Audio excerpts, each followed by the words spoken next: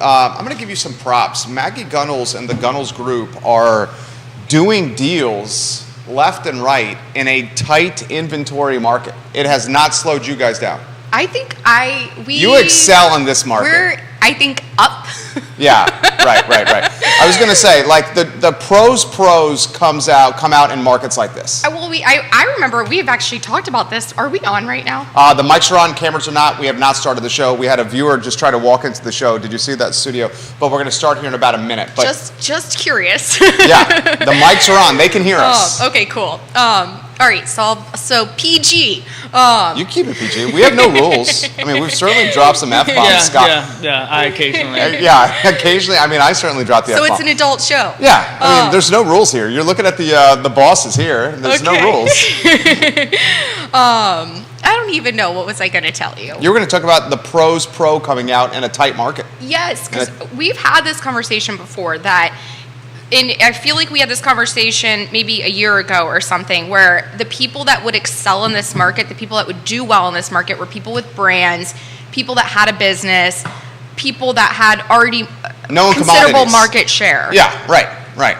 It's the stat old Tommy Brannick gave us, and I saw him the other day, that 10% of the agents do 90% of the business. Yes. Yeah. I mean, and that's like in a lot of fields, certainly when the business gets tighter.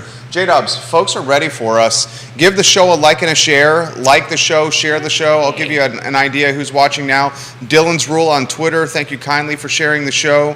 Lonnie Murray, Kyle Irvin, Vanessa Parkhill, Jesse Rutherford, he's the board of supervisor, Marquise Johnson, Eric Gunderson, Jamie Turner, the real estate investor, Juan Sarmiento, Michael Pruitt, board of supervisor candidate, he's going to be on the board, Woody Fincham, Kevin Yancey, Lisa Costello, Andrew Vaughn, Katie Cox, Michael Blevins, Liza Borges, Georgia Gilmer, Johnny Ornalis, just to name a few. Dave Norris, what up, dog? How's it going? Patty Rowe, hello and hello. We can go when you're ready, my friend. A lot of people here.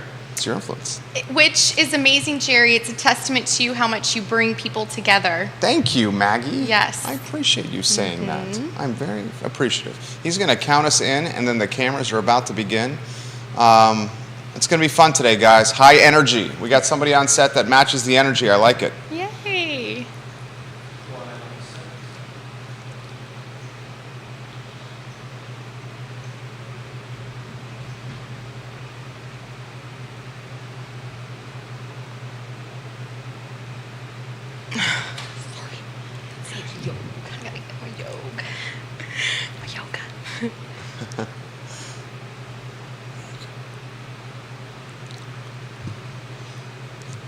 Good Wednesday morning, guys. I'm Jerry Miller, and this is Real Talk. Thank you kindly for joining us. We are live in downtown Charlottesville, but our audience is anyone who utilizes social media in any capacity. This show on all platforms, it's interactive and dynamic. So if you want to shape the discussion, the conversation, ask questions of experts, this is the program for you. We go an hour plus without stopping. Long-form content that cannot be taken out of context.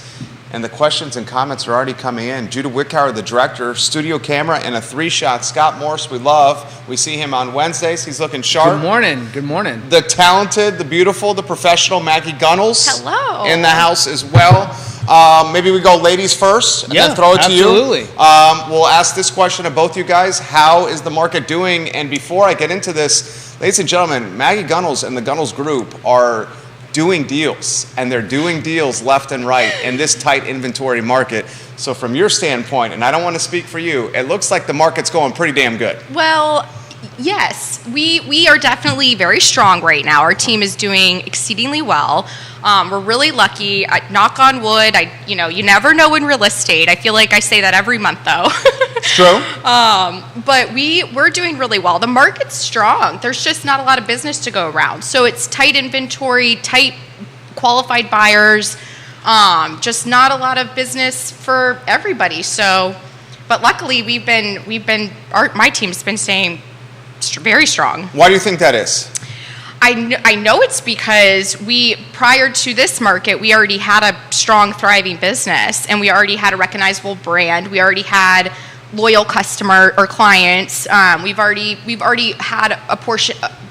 we already own a portion of the market in terms of, I guess I shouldn't use the word own. I think you do. I mean, you've been doing it for a while. We are lucky enough to serve such a huge portion of the market prior to this moment. So, driving in this morning, I was thinking about the market. This is not the Great Recession. The market is very, very different than then, but I do think that agents' pocketbooks are going to feel similar to how they felt during that time frame, or maybe not as Stretched. terrible, but Yeah. I really do. It's amazing what agents have been telling me how they are doing this year, which I think generally is tough. Scott Morris, jump in here on that. I mean, I think there's a lot to be said about that, and part of that has to do with the comment on already being established and how that's going to affect success going forward. It's certainly difficult for someone just walking in right now compared to what the last 3 years would like. You couldn't just post an image of yourself on Facebook and somebody go, I want that person to sell my house. I need that person to represent me buying a house. Having an established brand is super important. And on top of that, a big part of that going forward, and this is a bell that I cannot stop ringing, a huge portion of our future buyer pool is going to be people who already own homes. Because though it's more and more difficult to get that first-time buyer qualified at a higher rate and a higher demand with such lower inventory. So those people selling who are making that move up and that transition as rates fall, as we go from the position that we're in now to a future rate environment of say 5.5% going into next year, those buyers who already own homes are going to be the people who are it's going to make the most sense for to convert. And meaning if they're at a 3.5% interest rate now, going to a 5.5%, but they purchased their house at $280,000 and the house is now worth $350,000, taking that equity and then converting it into the next transaction is going to be key, and it is a bell I cannot stop ringing. I completely agree with that. Let's cut that into a sizzle reel. He's talking about deploying the equity as rates drop and get closer to that rate we secured during COVID. A lot of us got either refis or home purchases between 2 and 4%. And he's predicting, and this dude's crystal ball is pretty damn good, that rates, you said, in the mid-5s, Q1, Q2 of next year? Is that what you're saying? Yes, that's what I'm saying. Okay, how does that impact the market, Maggie Gunnels? I think it's going to help it significantly. It's really difficult for the average person to afford a mortgage payment right now or rent. Sure. Just anything across the board. Everything monthly is super expensive, which is all the more reason to buy a house and invest in a house, because you're investing in a secure secure housing for yourself. You're shoring up your housing for as long as you want to own the property. So rent can go up, but buying a house, you are secure. It's a piggy bank. Yeah, it is a bank account. That's the only. I never want people to sell their real estate. Just like hold on to it. So it aches me knowing when people have to let go of low interest rates, like as you were talking, but like obviously has to happen. Also, not everybody is the personality to be a landlord. There are some people, sell your real estate. Yeah. If you can't sleep at night wondering Call about me what's for happening, that's true. Fine, get somebody to manage the property for Right. you. That's a solution as well. I totally agree with you. It's not for everybody. It's something to consider all the pros and cons with rental management. However, I always tell people, any job, anything that's going to produce income typically has a little bit of pains associated with it. Like nothing comes for free, right? And so, think about what is the trade-off? How often are you really going to hear from that tenant? If you really do good due diligence on your tenants, if you really put in that effort up front, are you really going to have those nightmare situations? Maybe there's a chance for that, but if you put the right situations in place, hopefully you're hedging in the right direction that you're not going to have, a terrible tenant. But absolutely to Scott's point, like not everybody wants to own real estate, but it is kind of like selling, a stock early, or whatever it is. Just hold them forever. They're going to continue.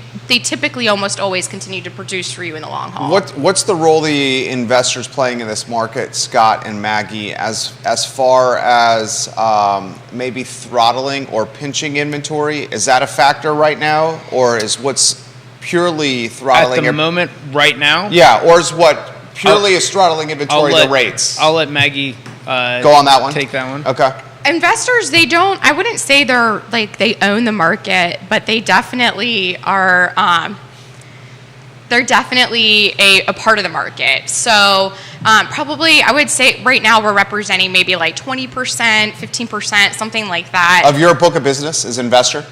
Right now, yeah. Wow. I think I think that's a good chunk. Maybe less, maybe 15. Okay. But that's kind of typical.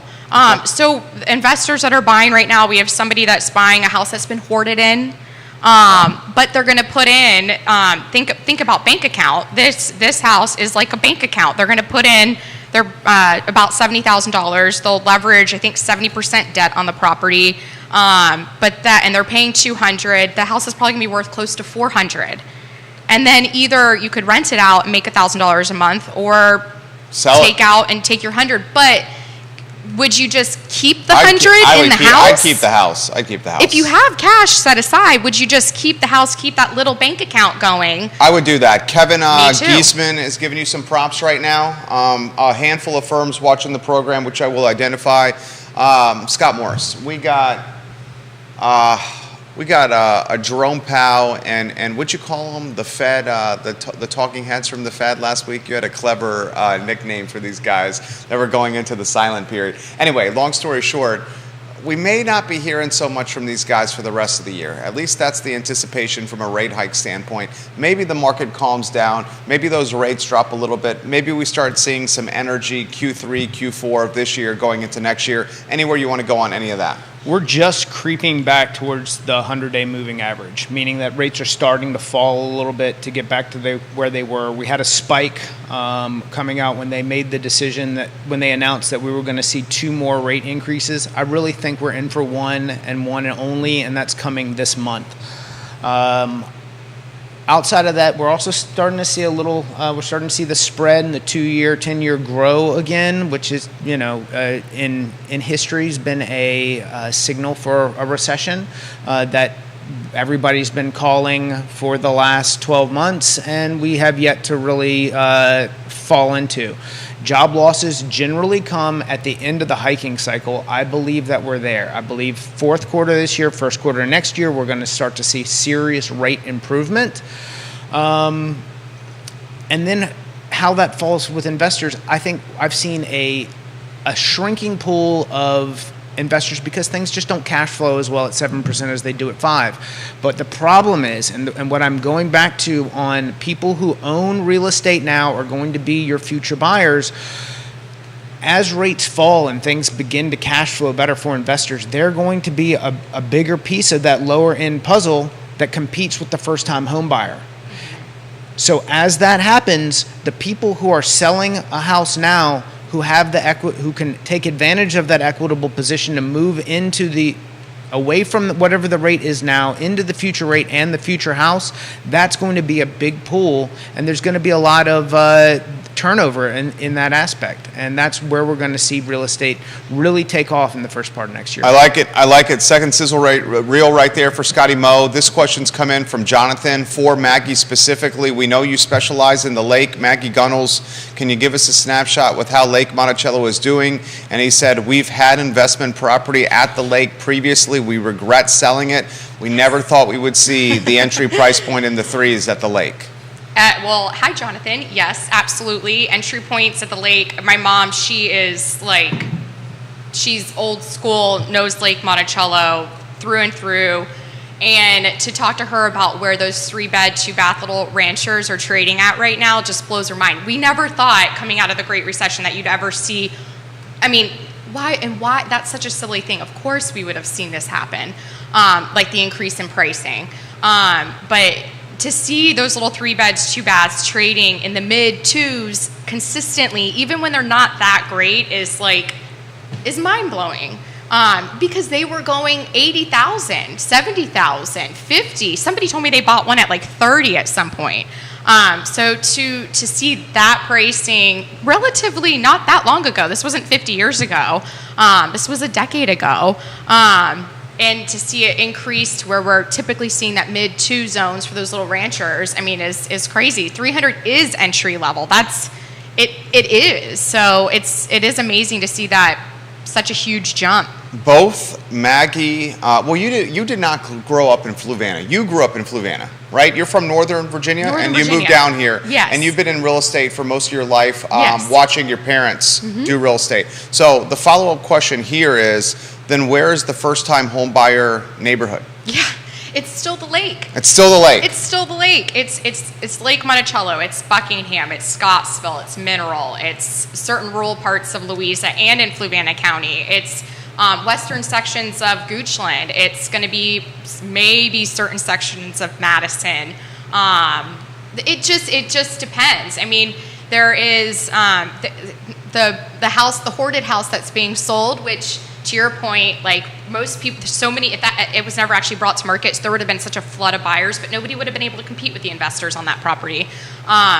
But you're just, yeah, I don't. 17 listings, Scott, at the lake right now, including the fabulous 39 Bowling Circle, listed at $669,900. Yes. I would encourage you guys to buy that one immediately. That's an awesome lot. Scott, awesome lot. I mean, you're looking waterfront, right? Yeah, it's in its main lake. It's beautiful. It's flat. It almost, I know this is a bit of a stretch, but it almost feels like you're like on the ocean. Wow, okay, I like that. Under 20 listings active right now, Scotty Mo, Lake Monticello. Unpack that for us. Hey, Now, that's double what we were 3 months ago when That's we were true. talking about 8 or 9. That's true. You know? But Great Recession times, it was 100 plus. Well, and nobody and 200. Was it 200 at one point? The difference being that then you couldn't get anyone to buy a house. Right. They'd been scared out of the system. All mortgages were bad. We'd created a bad environment. There were so many people upside down, and a lemming effect was created. And what I mean by that is you had people walking away from mortgages that didn't have to because their friend did it and they were told that this is a good idea. And we're not in that or anywhere near that environment. There is no wave of foreclosures. Now, what you will see, you'll see some people who sell because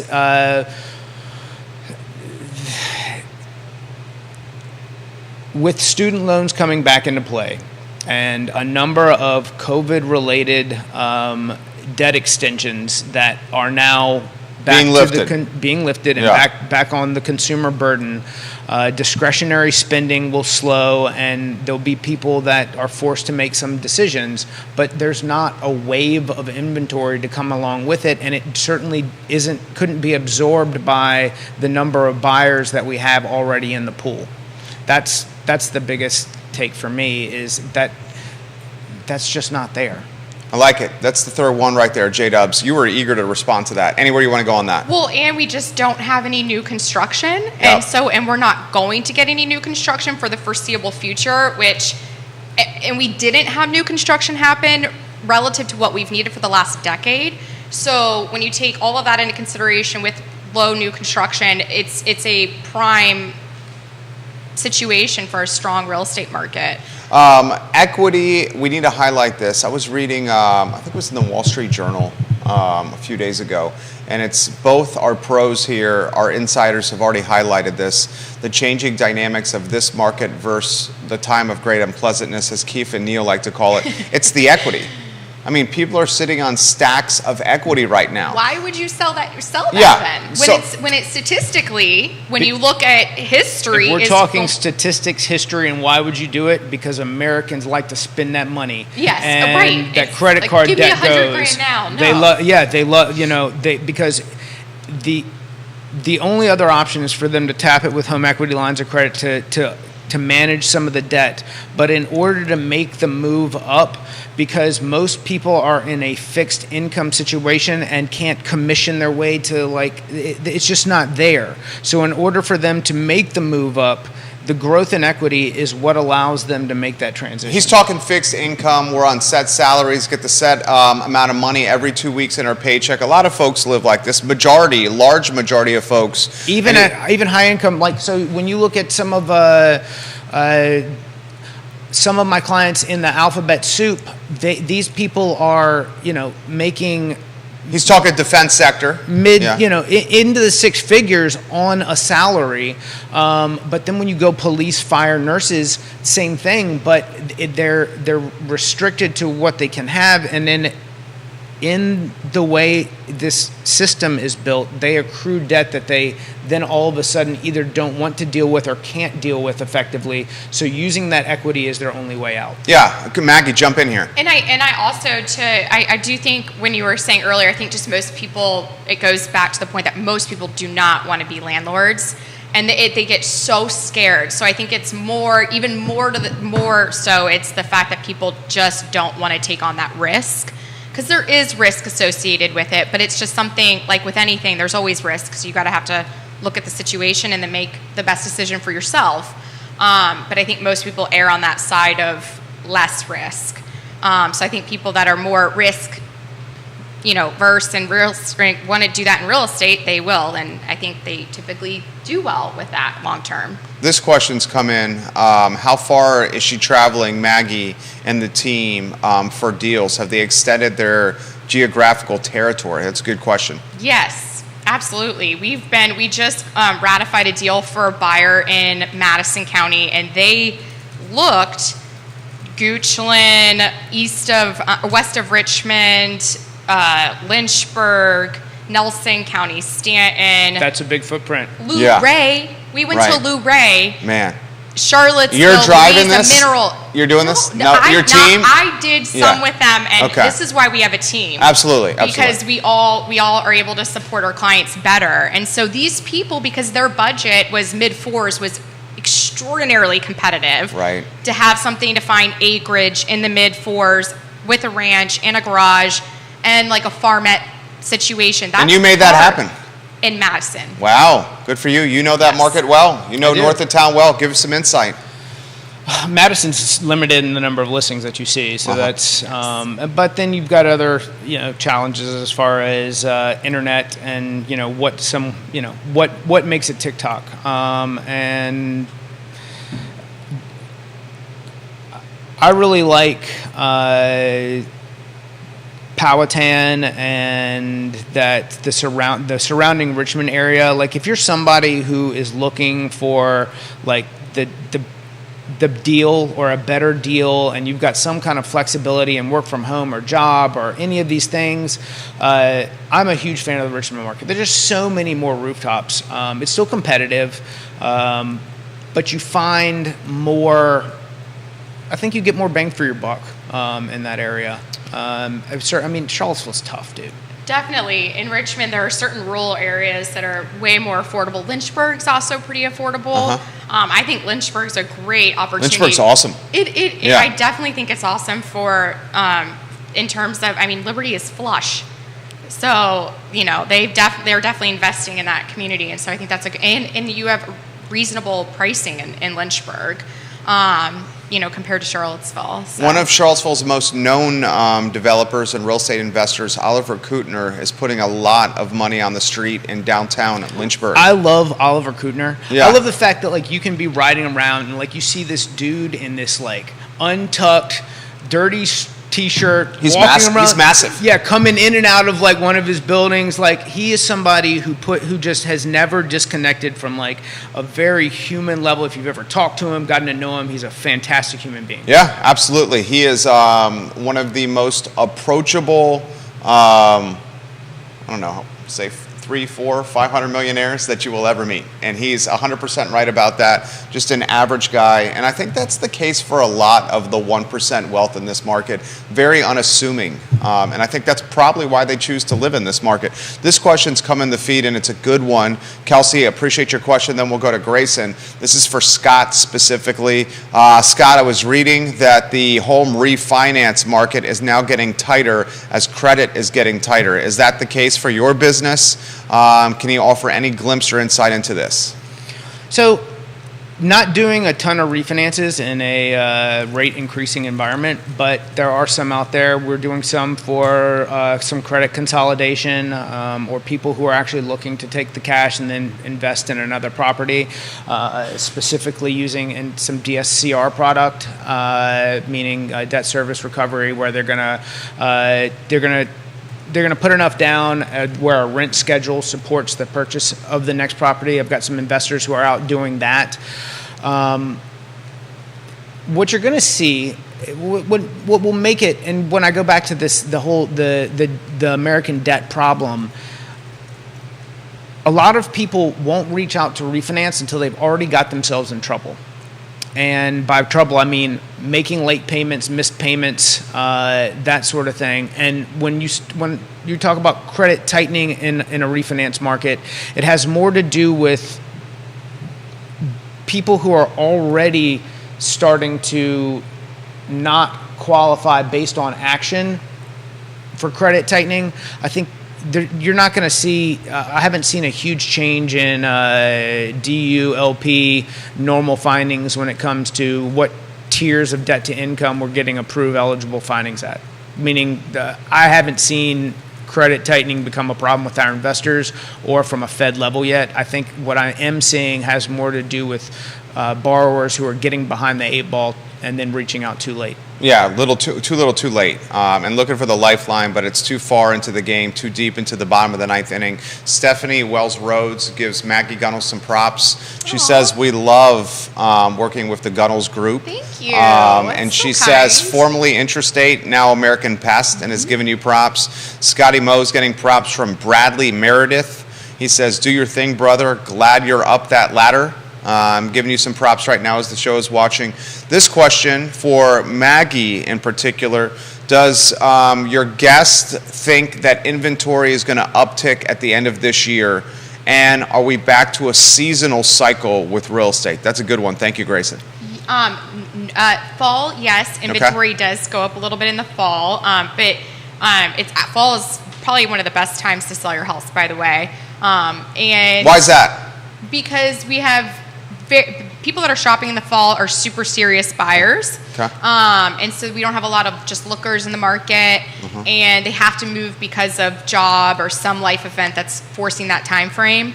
And then we just don't have a lot of inventory. So people typically think of a good real estate market in the spring, and so fall is great. A lot of strong buyers, serious buyers, not a lot of inventory.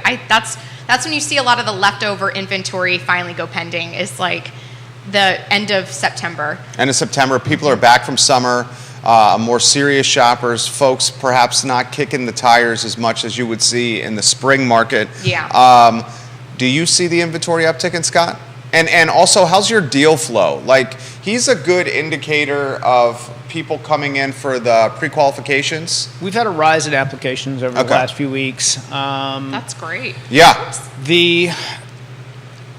I think that rates are going to drive inventory for the next 6 months. And what I mean by that is, if we see rates fall, you will see more people willing to list to see what the next step is. That's what I see happening. But along with that, and so this isn't just a problem at $300,000 to $350,000. Like, I've got clients who are in 10 plus multiple offer situations at $1 million and not win, and having the conversation of, and they know when I say, look, this is good, if we're starting to see rates trend down a little bit, but at the same time, that's going to put more people in your pool. So, a perfect example of what he's talking about is the Glenmore market. You talk about the Glenmore neighborhood, it's 850 homes. There's not a single active listing in Glenmore right now. It's crazy. And 5 years ago, there was 100. It's crazy. They were, and the days on market in Glenmore were like a year and change, Right. in an 850 unit neighborhood. And the paper houses, these are the last, I think the last 2 developable lots in this neighborhood. So not the choice lots. I guess I shouldn't say choice lots. I'll just leave it at the last lots to be developed in an 850 lot neighborhood, and then let people infer. The paper houses that are on the market right now are 1489 and 1389, and that's new construction. So once this new construction is done, the existing construction that's going to come on is going to move even quicker, and the days on market for these units is single digits, and this is $1 million plus. This is exactly Some what of you're the talking renovations, some of the hardscape renovations I've seen in that neighborhood over the last year are bonkers. They're bonkers. And I think it's a reflection of the tight inventory, and that people are just choosing to stay in their house and maybe tap the equity and improve it. Also, but where do you go? There's not another Glenmore, and I've made the joke that everybody in Glenmore wants to move to Farmington, but they're not That's moving. a big delta.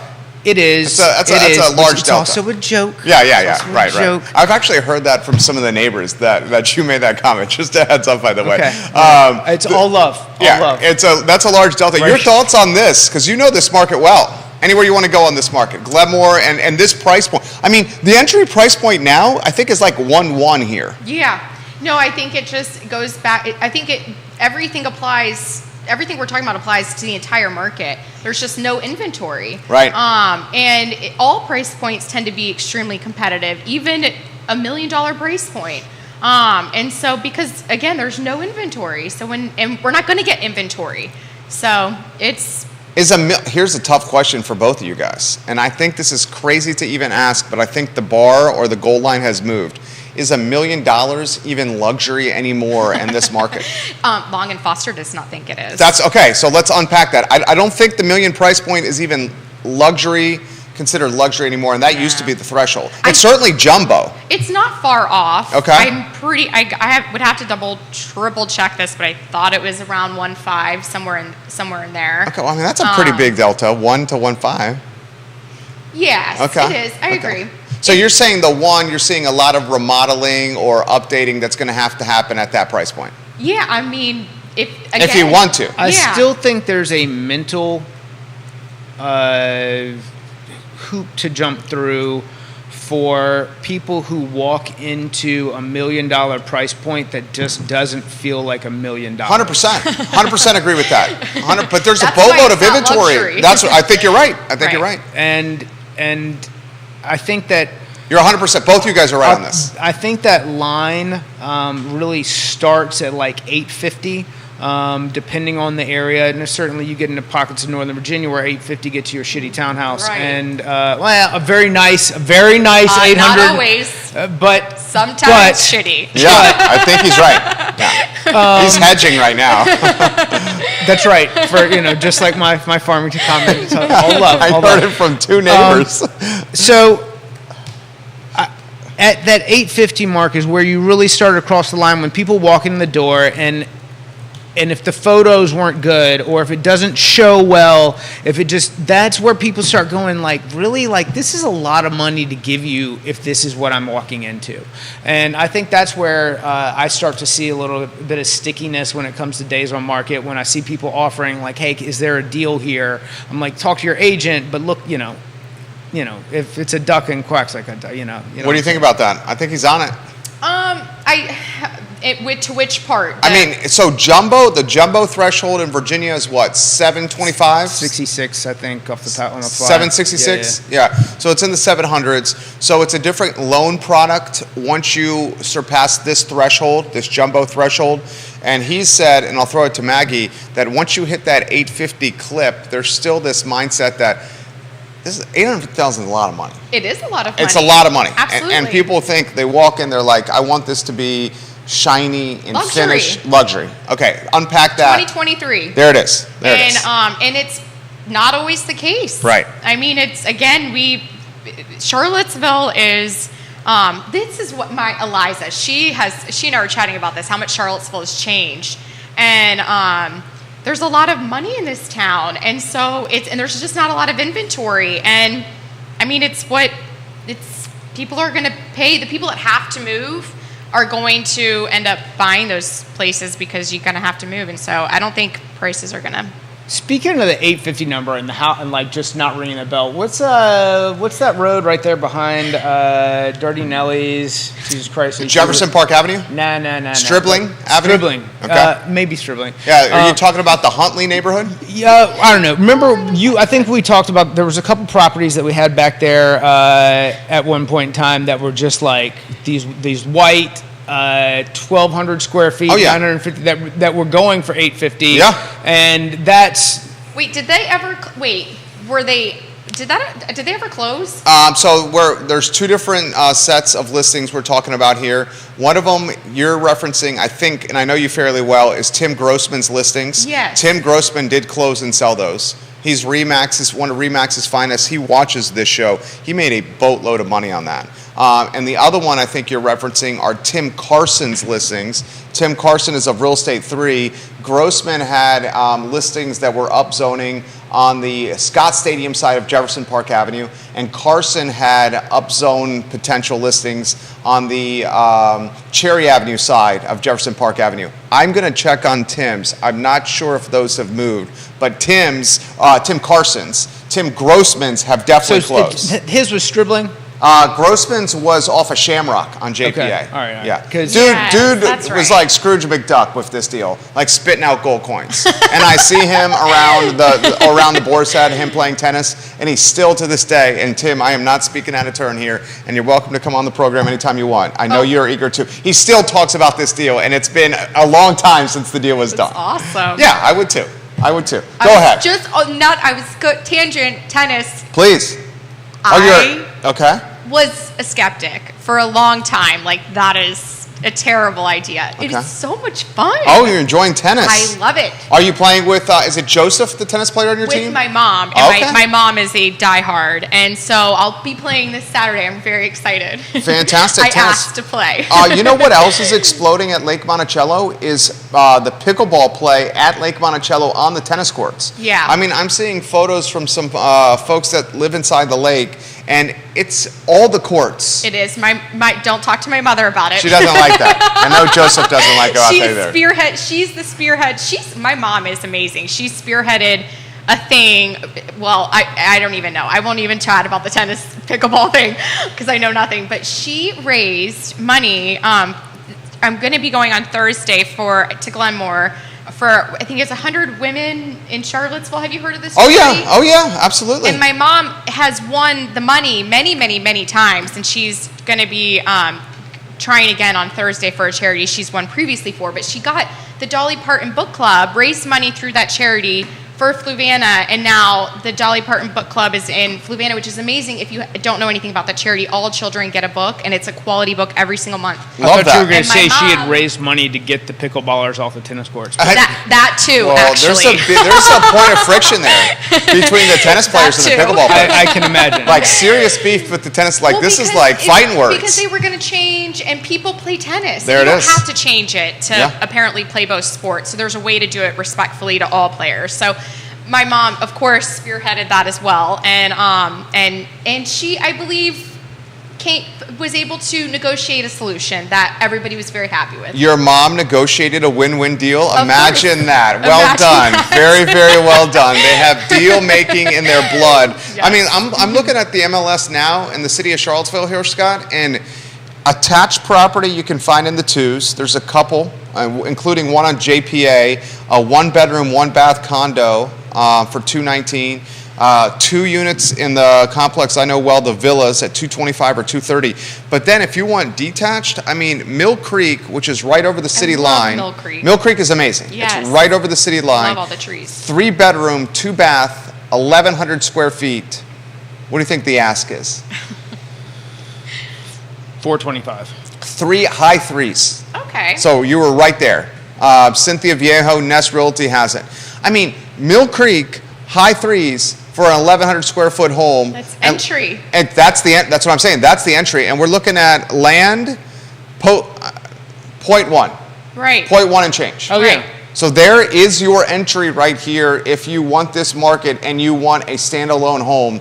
Unpack that anywhere you want to go. Oh, it is detached. Oh yeah, this Mill Creek Okay. is detached. Yes. This is a Oh, that's standalone right, home. the other, yeah. right. If you want attached, you can still get in the twos in the condo market. The financing a little bit Then you different with have condos. monthly fees HOAs, associated with that, which is 100%. you might as well consider a more expensive real estate. There it is.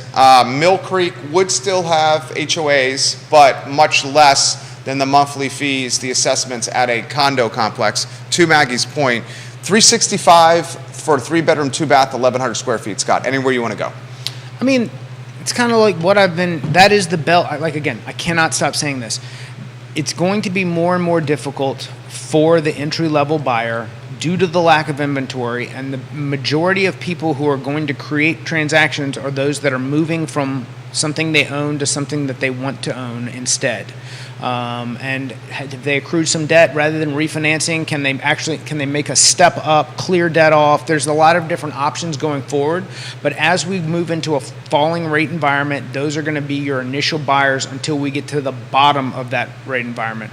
Once we get enough inventory back on the board, investors who've had a property, look, there's a lot of people, the number of people who came in talking about their super hot Airbnb dreams that maybe bought something that isn't going the way they thought it was going to be, that's going to turn over. You're going to have people who thought they wanted to be landlords and they don't. You're going to have people who had a bad tenant. That's going to come back. There's going to be a lot of opportunity, and the more and more of that comes loose, along with people who are kind of trying to make transitions as rates continue to fall, this living organism of real estate inventory will continue to rebuild. And it's going to get better for the first-time buyer, but it's going to take a while to get there. And the initial people who are going to start making inventory happen are people who are looking to make a move up and transition from one property to another. I love it. Maggie, jump in. I also want to look at 10th and Page. And 10th and Page is walkability, Charlottesville, anywhere, literally in the shadows of Dairy Market, 10th and Page. I'm looking at a listing, fantastic one from Angus Arrington of Real Estate 3, $425,000 asking price, $425,900 to be exact. It's a 30-plus-year-old home, 3-bedroom, 1.5 bath on .14. Okay, yeah, that's right when I said 425, that's what I was picturing. One photo on the MLS Right. of the listing. Just one photo. I mean, Look, there's nothing more annoying to me than, maybe it's a strategy. I'm not trying to throw I'm not. shade. Look, my job is to I want to win. I want every realtor to like me. But dude, if you're listing a house and you've got one photo up, and is it good for your? Is that the best thing for your client? Here's the Sometimes it photo. is.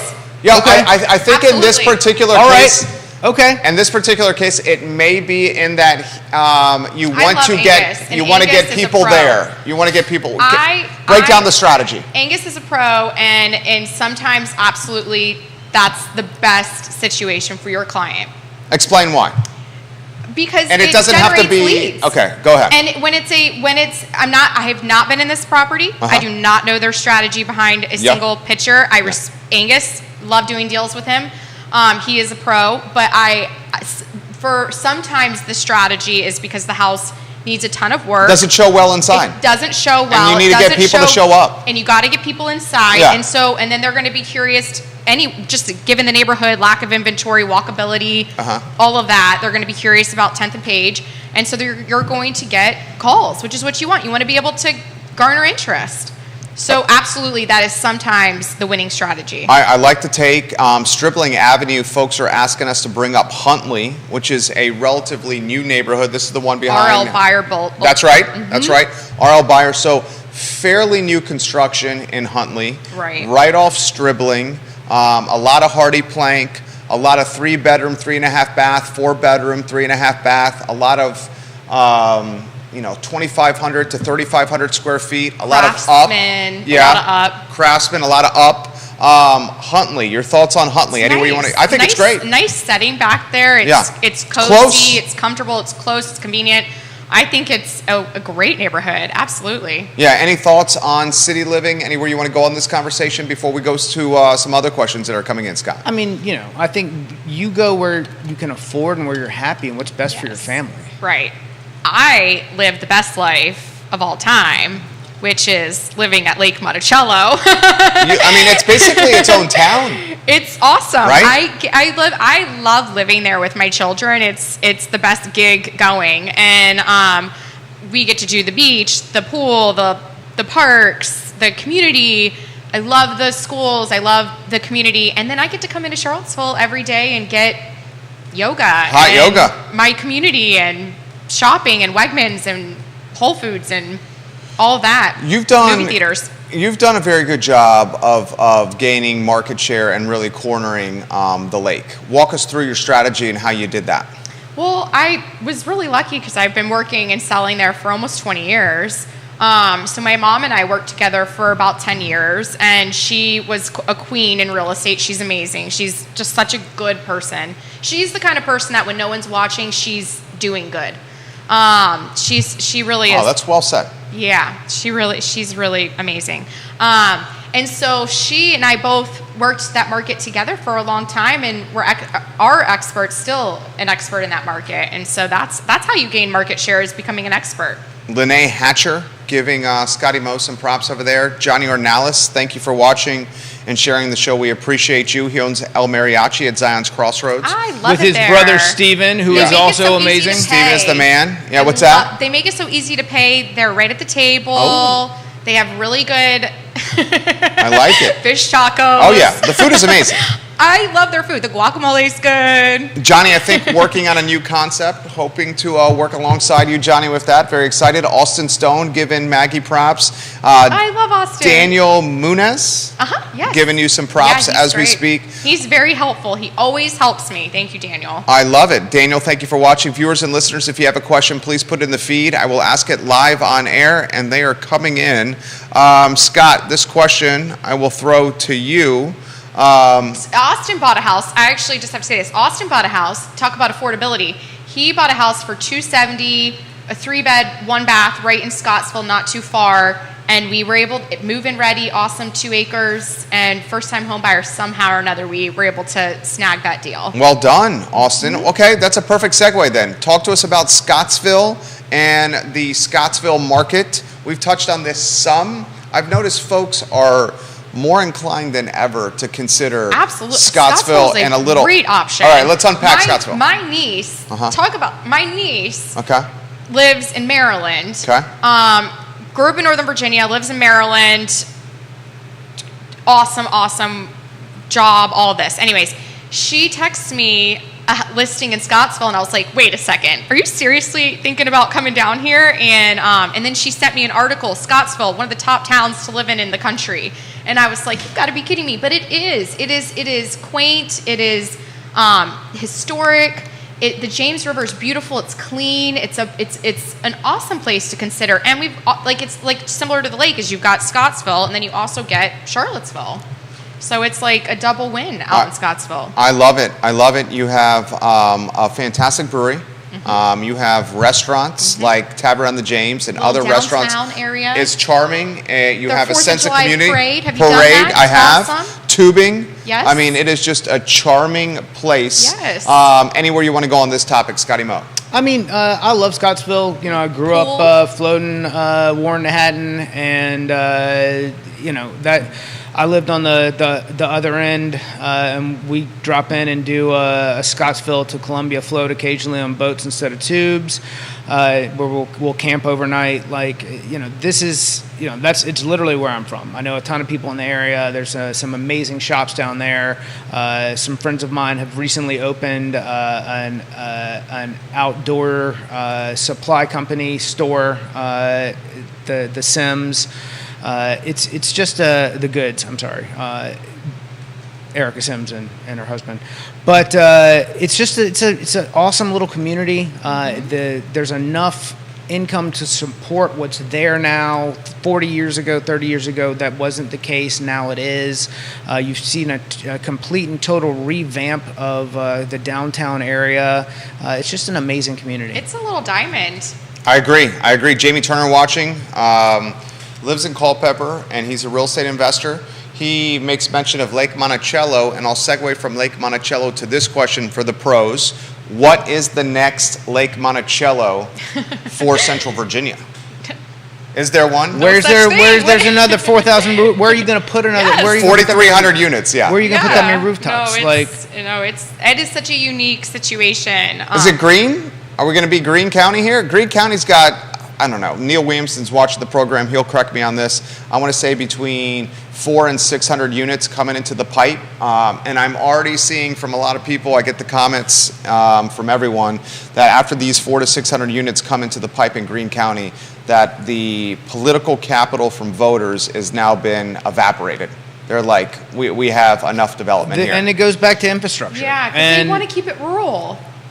A lot of folks do. Sorry. Culpeper Sorry. has a lot of growth happening. There's at least 3 different developments at the moment that are just starting to come on, and they'll come consecutively. So we've got years of new rooftop growth. Which is, depending on where you are, it's still very rural. It's it could be a bedroom community to Northern Virginia, Right. Charlottesville, or Fredericksburg. I'm 45 minutes from all. I live right at the 1529 Route 3 kind of hub. So there's a lot of opportunity there, and probably more so for growth there. And then in that Spotsylvania Orange, I don't think they want the growth that you're seeing. There's also a lot of cap income, area median income caps kind of that limit Orange from a certain number of opportunities in that aspect as well. So I see Culpeper as an area for growth.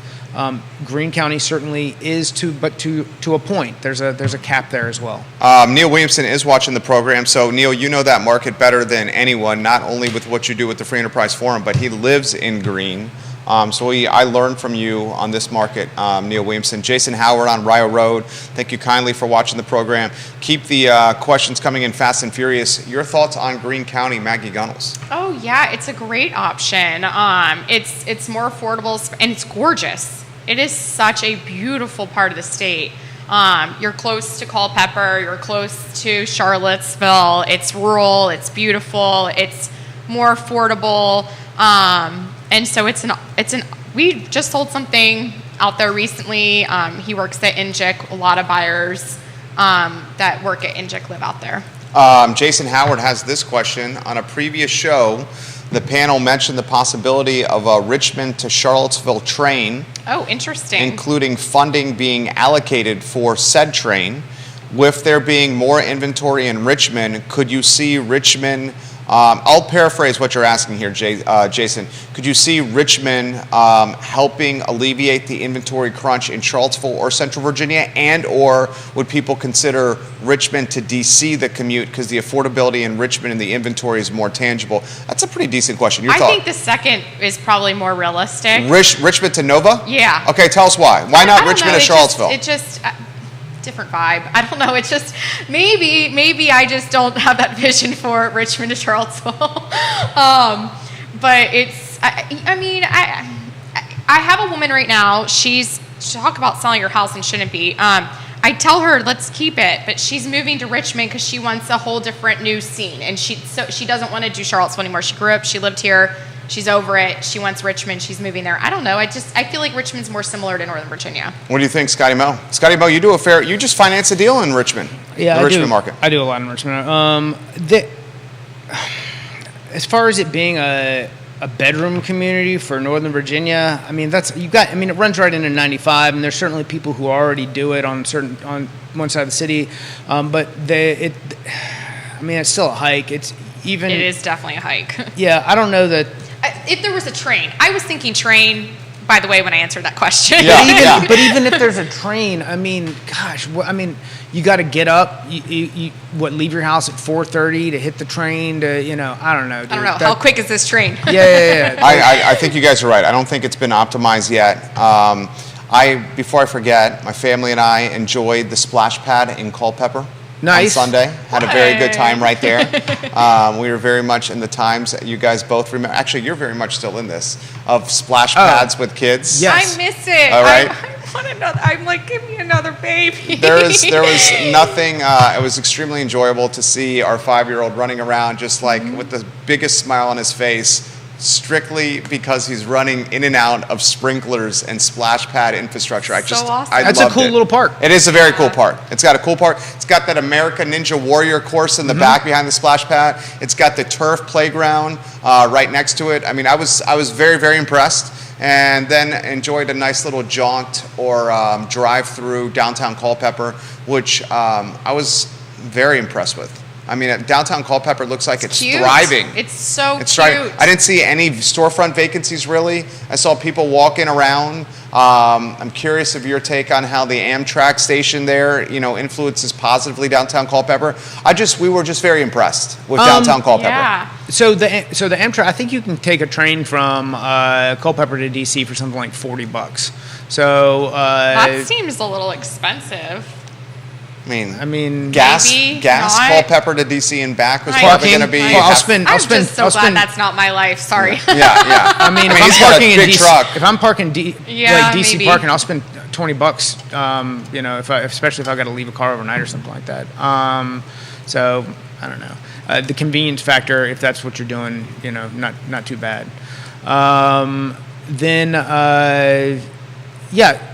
Not a lot of storefront vacancy. I don't know how much it certainly gets some weekend traffic just from the Amtrak station. I saw a lot of people walking around. Yeah, I can see that. Somebody getting out of DC to come down and just get a different vibe. Well, I mean, I just don't know the market. I would love to learn. I mean, it seemed to me downtown Culpeper, I did not see very much storefront vacancy. It seemed to me downtown Culpeper was popping. Yeah, there's actually been a growth stores. in some of the vacancies that sat for a long time have filled post-COVID more quickly than I would have expected. It's awesome. Comments coming in fast and furious. We're actually going to go back. So I'm going to text you we'll end up going back to the splash pad for our oldest, and then we're going to need to wet the whistle afterwards. So I'm going to get some suggestions. This is from Neil, and he says, tonight, so this is timely, tonight the Greene County Planning Commission will be discussing a rezoning that would allow townhouse product on US 33 bypass in Sandersville. Currently, it's by right. It would allow 500 FSR. Rezoning would allow a different housing product. So here, he's got a question for you, Neil. Thank you. Do your guests think all SFR or mixed product is a better development in terms of sale and price variety? That's a great question.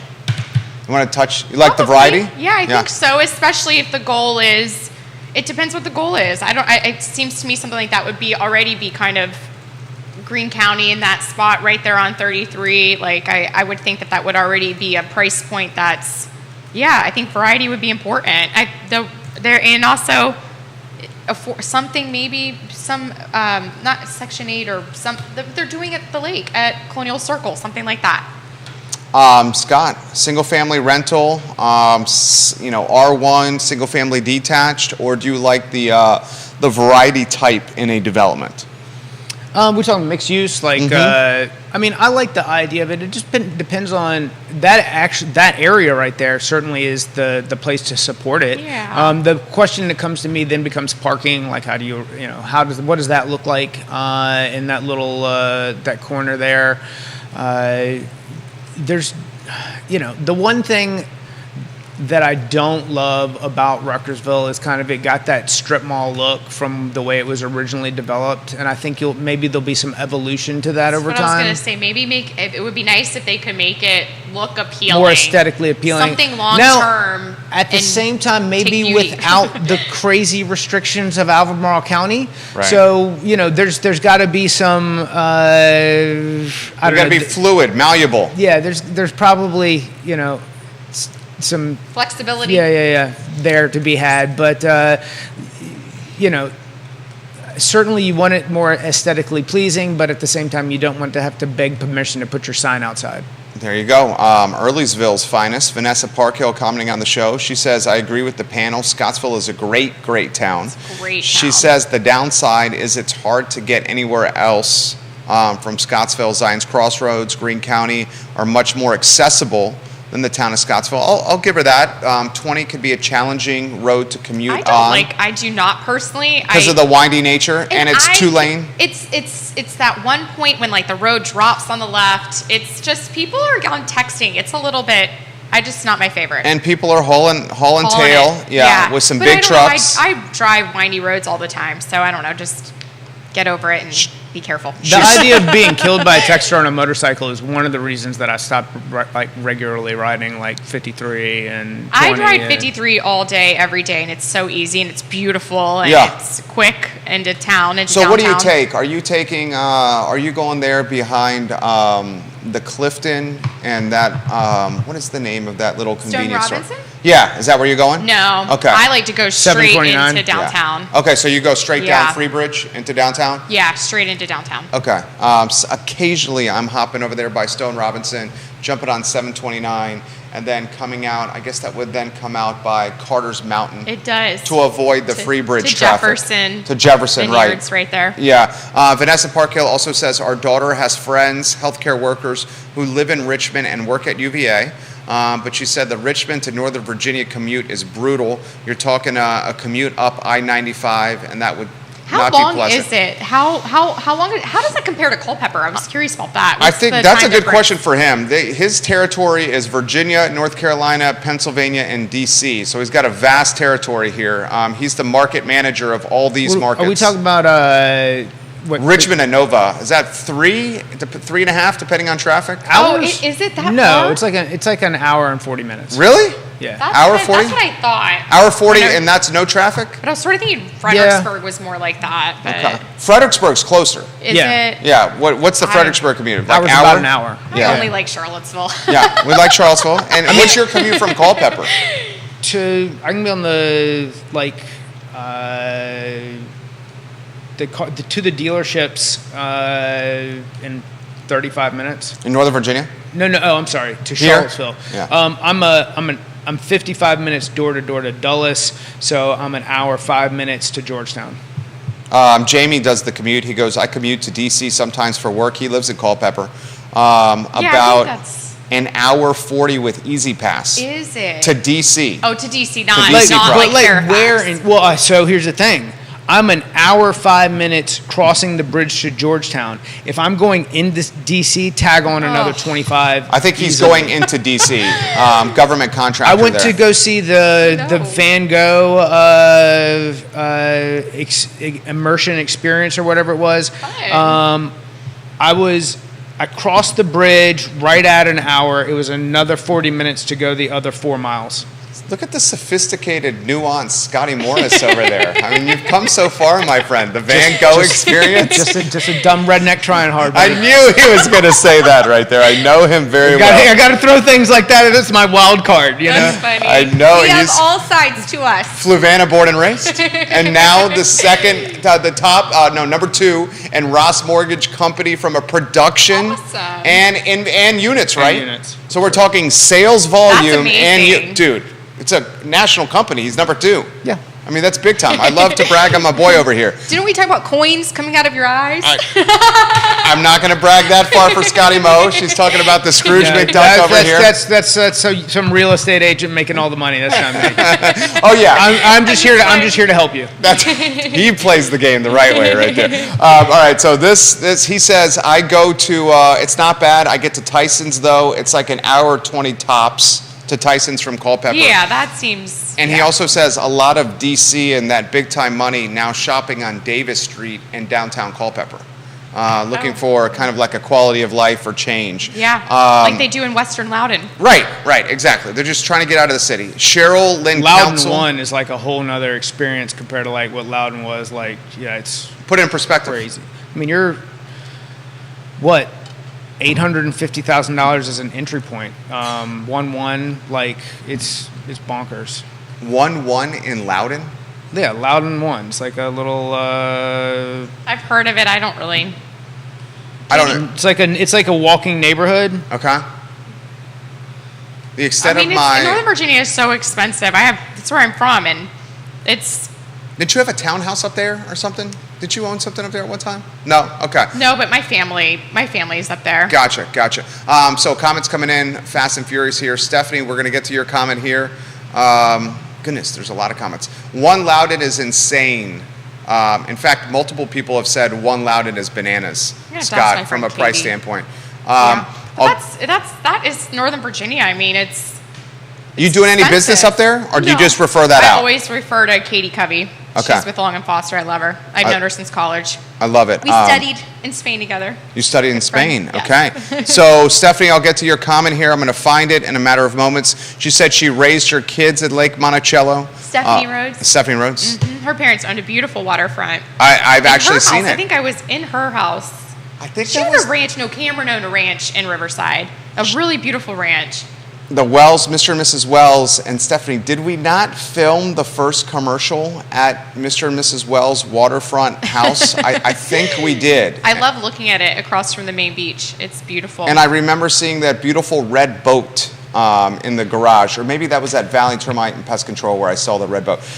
Vanessa Parkhill says Culpeper and even Charlottesville are more attractive for Nova DC employees because of the work hybrid schedules. And I think people are looking for quality of life and more green space and more. Northern Virginia, it's hard to find those types of things. So- you get that in Culpeper. Listen to this, what he's about to drop These here. are townhomes. There's one for $749 and one Loudon. A townhome. These are also townhomes that the other 5 are 1.2, 1.3, 1.3, 1.2, 1.4. Yeah.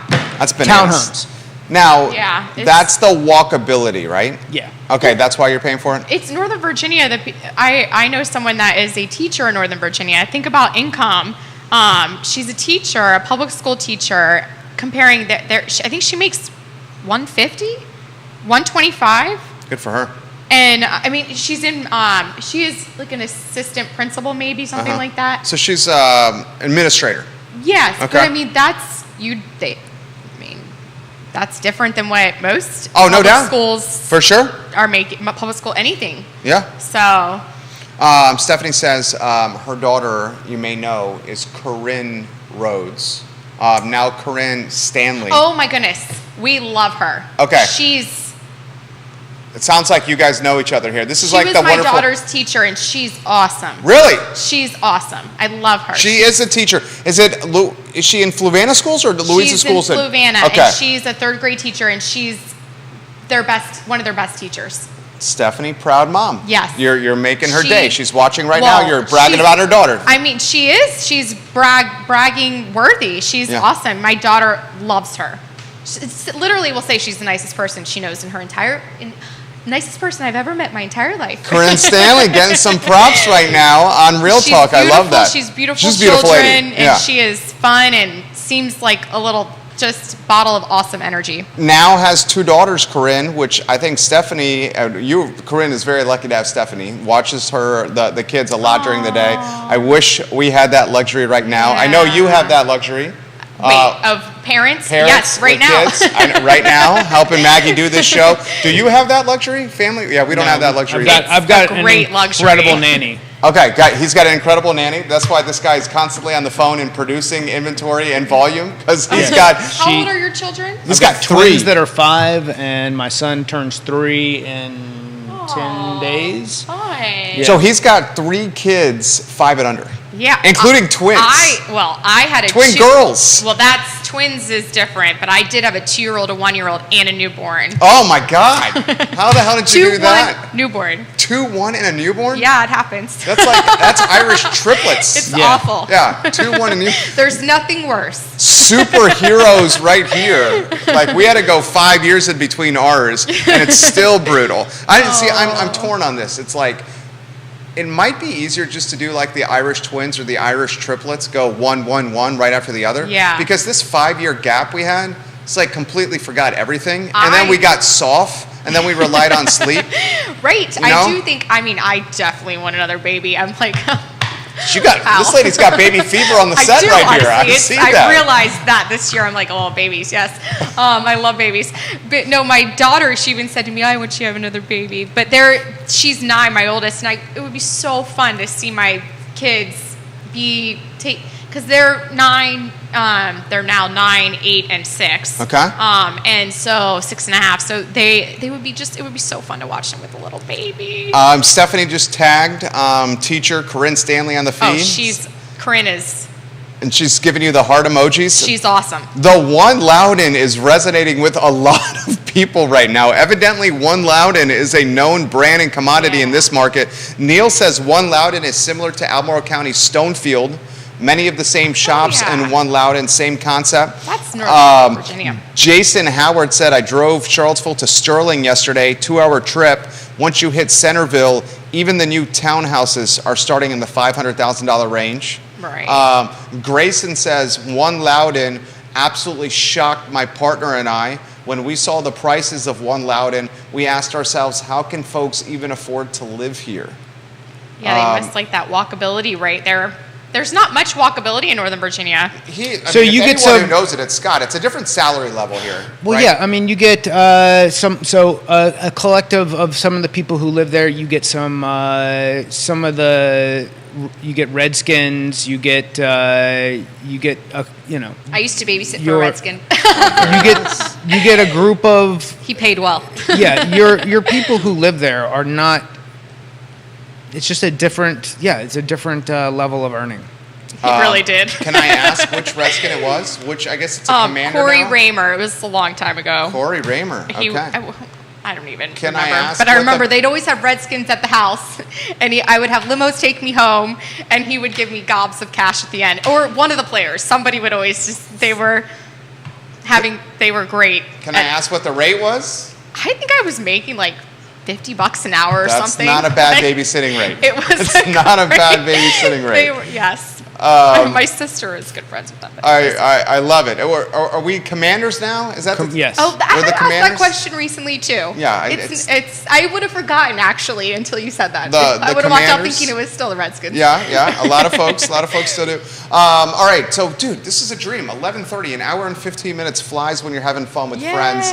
All right, we'll close with Maggie, then close with Scott here. Some final thoughts, words you want the viewers and listeners to hear. Oh. Call our team if you need any help with real estate. We'd love to help you. The Gunnels Group. How about, absolutely, and how Yes. about a snapshot on market trends, what you're watching, what you're following, what you see percolating? I definitely think the market's still going to stay tight. I don't think we're going to get a flood of inventory. Maybe we'll see a slight uptick, but nothing significant. So definitely still going to be a seller's market. And I would love to see and hope rates drop. Like Scott said, that would be awesome. And I think it's still going to be super competitive, still lots of cash, hard to find that affordable market. I don't think there's going to be significant changes over the next 2 years, year to 2 years for sure. That's been a trend that we're hearing from the panel, that we're in this market for a period of time. Tight market. Scott, anywhere you want to go? If you're out there and you're looking, reach out to Maggie, reach out to your trusted advisors, create a plan, have a plan going into a purchase and know what that looks like. If somebody's talked to you about maybe not having a home inspection or doing something for informational purchases or going above ask or waiving an appraisal gap, have talked to all of the people in your team about how that's going to work as you go make that offer, so that you know that if you didn't win, you did the absolute best that you could and you didn't leave anything out there. So when we go on to the next one, there's going to be the one, even if it's not the one that you make an offer on that weekend.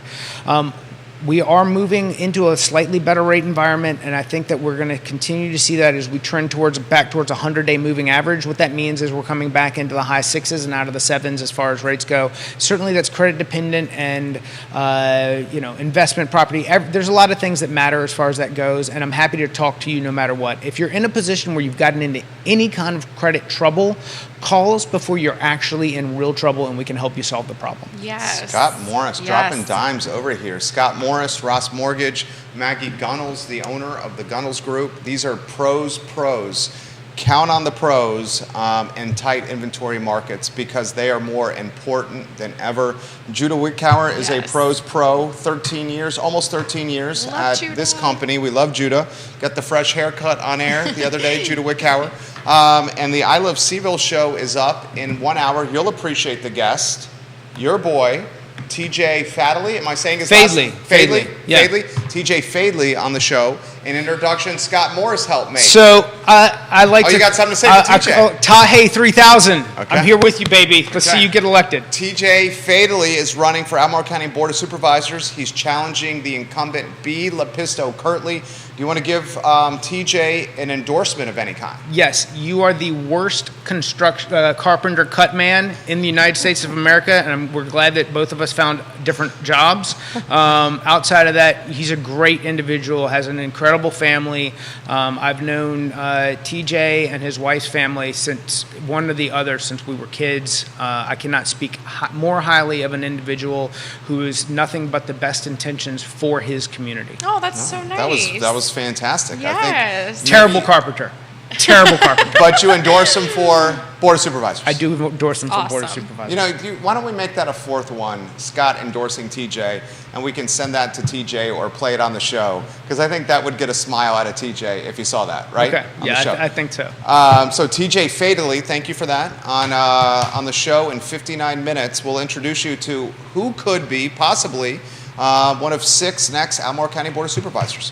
So thank you to Maggie. Thank you. You were awesome. Thank you. Seriously. Scotty Moe is always awesome. Thank you, Judah sir. Wittkower, and a show on Wednesday, Real Talk, presented by Ross Mortgage. Thank you kindly for joining us. So long. Bye-bye. That was easy peasy. He's going to tell us when the mics are off, and then the cameras. Oh, good. I was about to say something.